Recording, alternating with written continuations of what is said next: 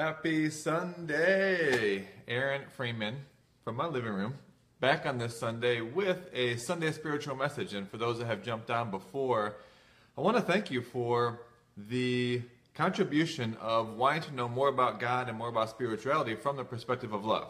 And I think that is just a wonderful place to come from.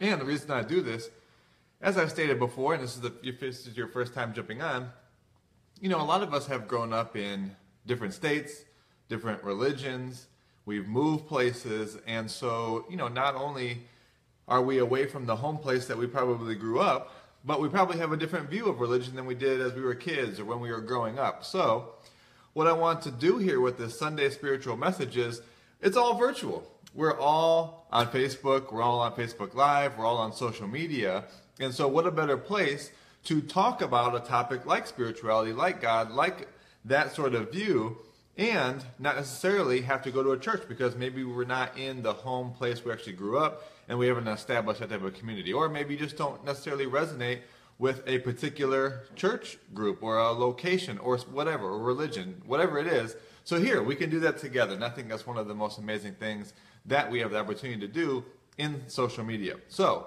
let's jump right in. Spirituality, here's the idea that I had. Spirituality is an education.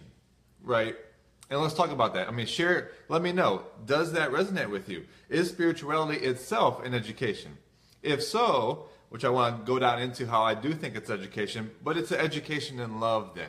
So as I was reading today, and good morning, Bridget. Happy Sunday to you as well. I want to read you something that I got from a professor, a senior vice president professor, and then went on to be dean of Dartmouth College, about education. So stay with me here. What is education really? And so let me read you about what this professor said is really the purpose of education. So I'm going to look down at my computer here and read a little bit. The purpose of an education is three things. Stretch your mind, reach beyond your preconceptions, learn to think of things in ways you never thought before.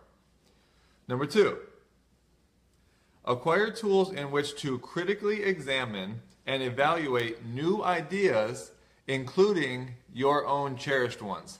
I really like that. I like adding your own cherished ones. Number three, settle eventually on a framework or set of frameworks that organize what you know and believe and that guide your life as an individual and as a leader. So those three things, right? So I asked myself, okay, what does he mean by framework? So let me go up a little bit. Framework is really a model of reality, a point of reference, or really a mindset, right, that we walk around with. So a frame of reference or a frame is really a point of view, a mindset, or maybe you say a belief about something, right? So that's that last part of framework. So let's bring that into education. And I want to I'm scrolling down my computer, and because I have something else I want to read. But spirituality is education in these 3 points, as in we want to look at our views of what we believe God to be, what we believe ourselves to be, and yet in the same time we want to remove our preconceptions and allow ourselves to go beyond what we even hold to be true, the reality, the mindset that we have, right? Isn't that really what an education is about? And so when I think about spirituality, religion in general, has it really been a pathway to allow people to go beyond their preconceptions of what they've already built or their past frames of reference? I'm not so sure. For me anyway, I can just speak for myself, but it really hasn't been. I spent, for myself, the earlier stages in my life, probably up till I was 25, acquiring knowledge about God from certain texts and then taking that on like that I arrived at a certain framework in which now everything that I come across in my life fits into that framework. And education itself is not that. Education is about, holding a framework to be guided by, yet being open enough and having yourself be available enough to where you want to expand any preconceptions or even expand upon the frameworks that you're allowing to guide yourself. And that's big, especially in the realm of God and religion, because I think this is kind of scary for people. I know it was for me to shift my mindset, to shift the reality, no matter what it is, because that's the ego, isn't it? Really, the ego holds on to a framework and says, this is me, this is my identity of myself, this is my world, and now I actually bend and shape everything that I come across, information, new ideas, I bend it around the framework that I've built up. But that doesn't lead to growth. That doesn't lead to going beyond. And when we think about God, or we think about the universe or the infinite source, that key word infinite, is infinite. Can infinite ever be limited? No, it can't. So, it was really blowing my mind. And good morning, Leslie. She said, I relate to this so much. Man, thanks for jumping on, Leslie. So, in itself, we are trying to, as finite beings, finite, and I think in our physical body and our current level of consciousness, if you will, because who we truly are spiritual beings. That in itself, I think, was an explosion in my own mindset.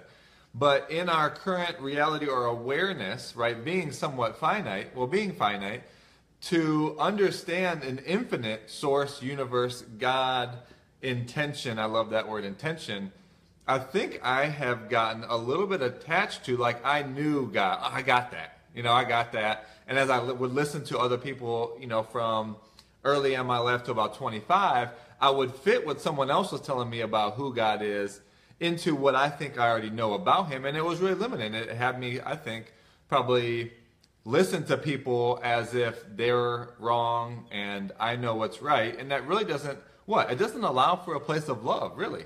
And that's really where I want to go with this. So let me read you a little change on what the professor said about education and the psychology behind this, and let's dive into that.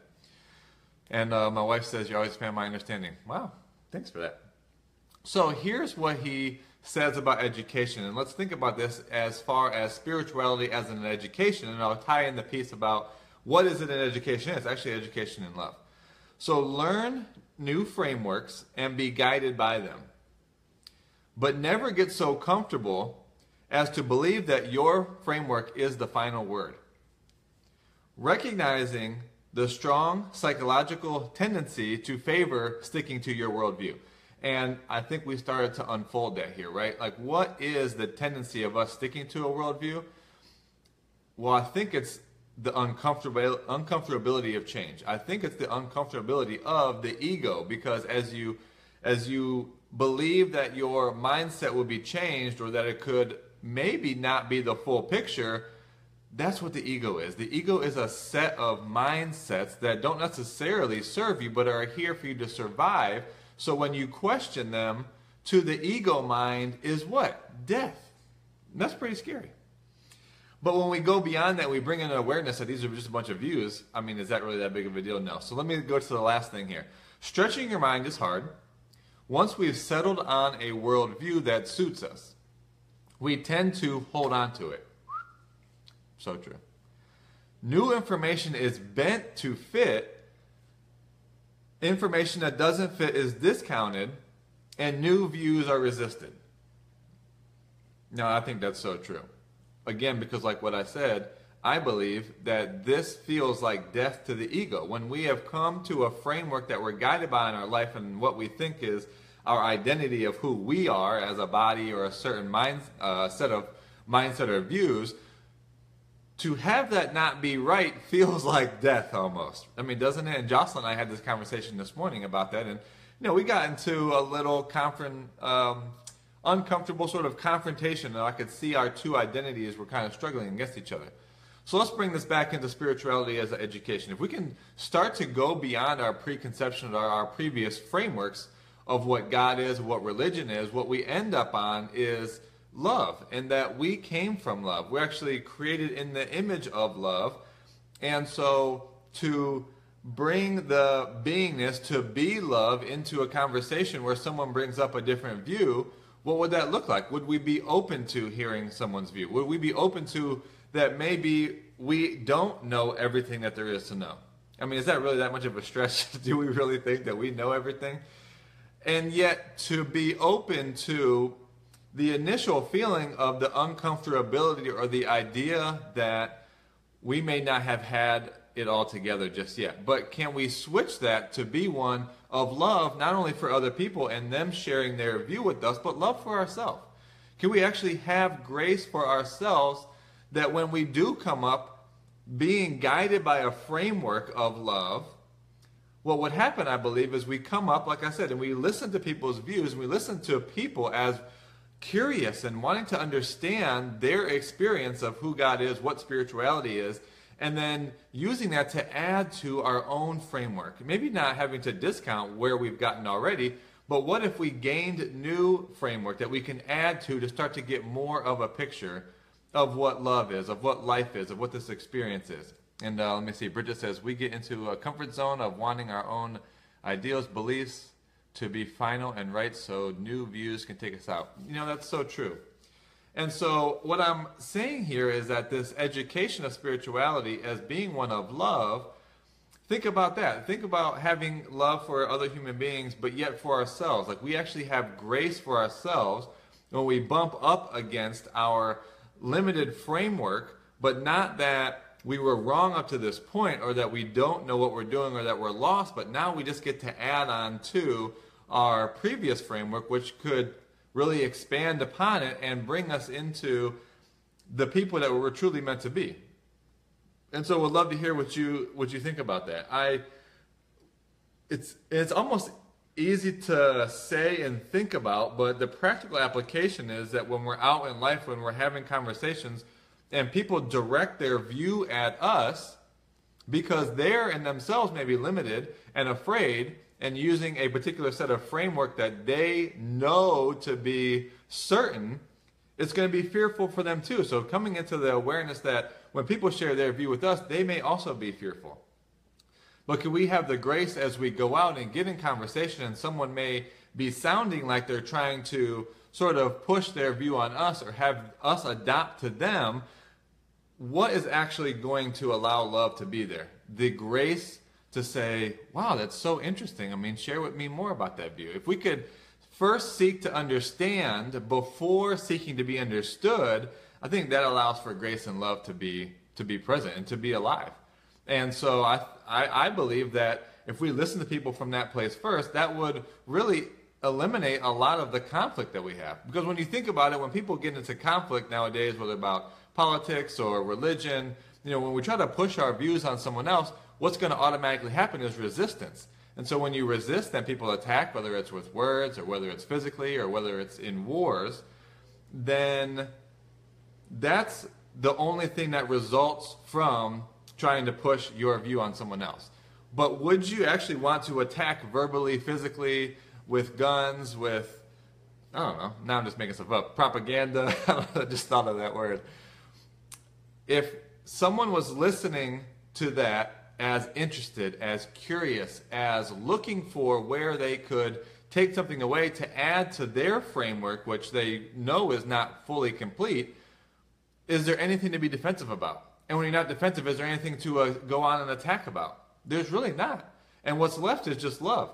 And in that space, you can share your views with people back and forth, adding to each other's framework, and love is present, and peace is there. And there's no need to attack each other. So, I mean, how amazing would that be?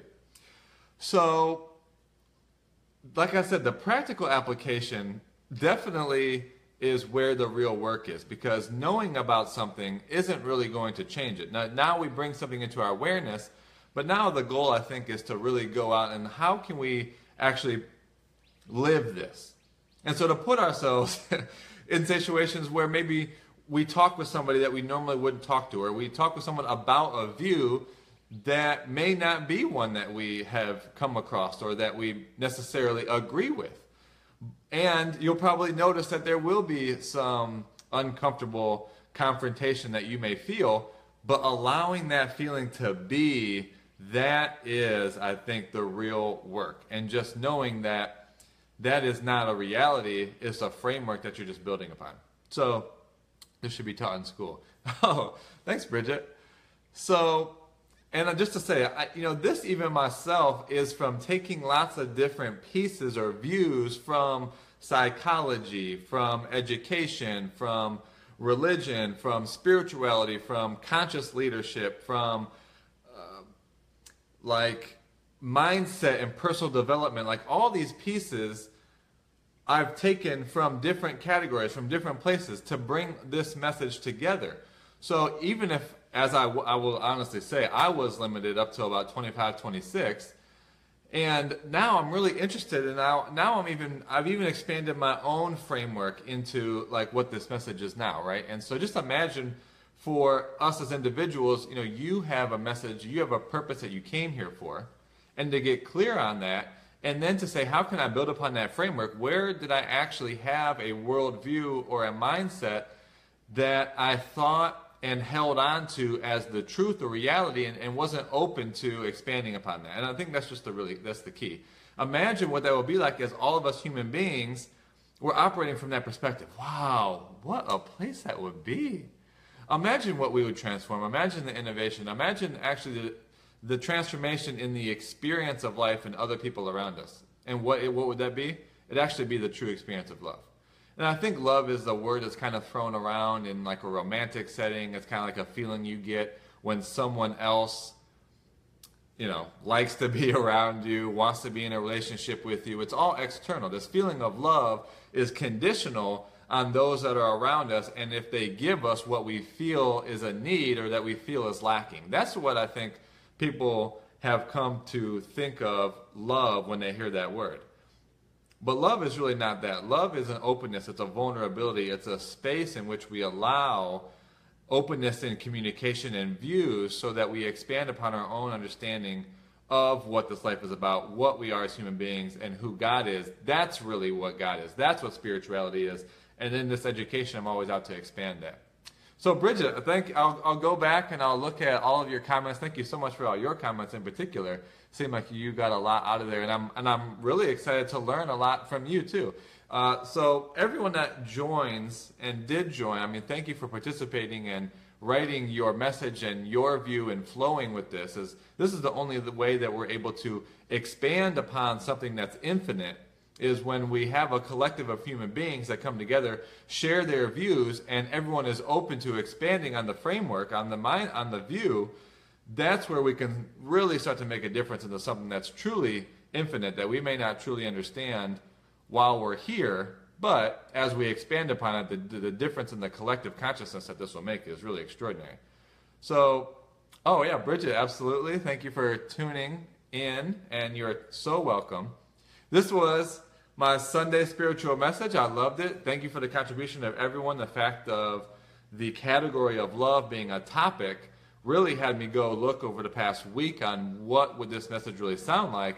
And it's really with that intention that I got this message. So the last thing is, set an intention for your week. Set out an intention to learn and expand your mindset and your framework in such a way, and I promise you, you will particularly get that, because the universe conspires on your behalf and brings about the people and the resources in your life that you intend inside of your growth. So thank you all very much. Your Sunday message. Go out, have a great rest of your Sunday and a great week. Talk to you later.